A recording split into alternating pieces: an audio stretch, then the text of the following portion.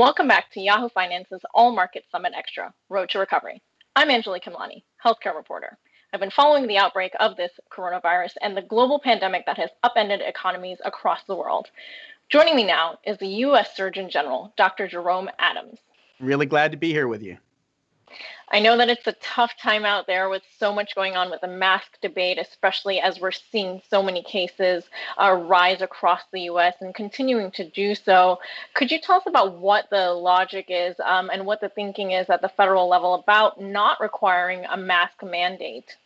Well, I appreciate you asking that because there is so much focus on whether or not we should force people to do something, and I think not enough focus on the need to educate people about why they should do it. Strictly from a public health, motivational, and behavior change perspective, it's important to know that we don't have much luck when it comes to trying to force people to do something if we don't couple that with the why. We know that if you force people to do it, they'll do it when you're watching, but then when you aren't watching, they'll stop doing it. We also know that shame doesn't work, and that's true for opioids. That's true for STDs. That's true for HIV testing.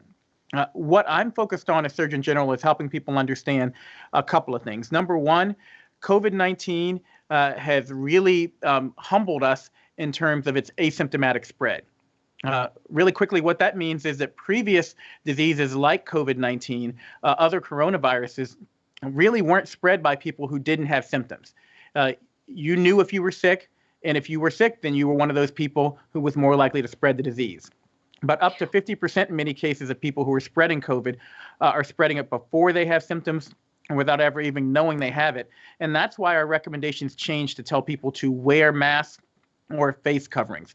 The other important thing I want people to know is that masks actually don't inhibit your freedom. They don't inhibit your choice. They enable freedom and enable more choices, because we know that if we can get 90% of people to wear face coverings and get people to practice at least 6 feet of social distancing from their neighbors and practice good hand hygiene, that we can reopen and that we can stay open and we can get back to schools, to worship, to college football in the fall, and to the other things that people want to do. You'll have more choices if you wear a face covering.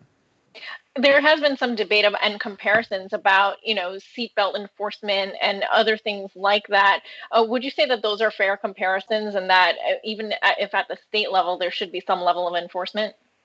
Well, I'm not opposed to mandates at the state and the local level. We actually support local control and state control. Here's the concern when you talk about enforcement from a federal level, and this is a very practical concern. This isn't subjective. If the difference between a mandate and a guideline is enforcement. And from a federal perspective, we can send in federal troops, and we see that's not working very well in places like Oregon right now, and that there are also concerns about enforcement when you look at what's happened in the African American community and people being killed for very minor offenses. And we also could take away federal funding, which I think is a very tough thing to put on the table at a time when we're fighting a global pandemic. And then there's civil penalties. Again, all of these things work best and become less necessary if implemented at the local level and coupled with education. And so, again, not against a mandate, but really against doing things without making sure people understand why they're doing them, and working with the local communities to make sure everyone understands that we all benefit when people wear face coverings. Dr. Adams, one of the things that you're really focused on is diversity, and especially looking at how the virus has been disproportionately impacting certain communities. What has been done whether at your office level or generally with the coronavirus task force with addressing these? Because we've been hearing about them, but there hasn't really been any action. Well, we should be shocked by the statistics. Native American, Alaska Native, and Blacks, 5 times the rate of hospitalizations. Hispanics, 4 times the rate of hospitalizations. And we know that a disproportionate number of the 140,000 people who've died of COVID-19 in this country have been people of color. That should shock us, but it shouldn't surprise us. And what I mean there is we've known for over a century that people of color are disproportionately impacted by an array of diseases, from cancer to heart disease to diabetes and to substance use disorder.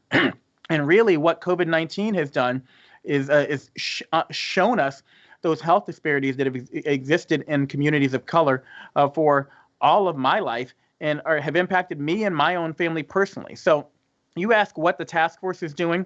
We're trying to, number one, improve data collection. And the CDC now collects data according to race and ethnicity.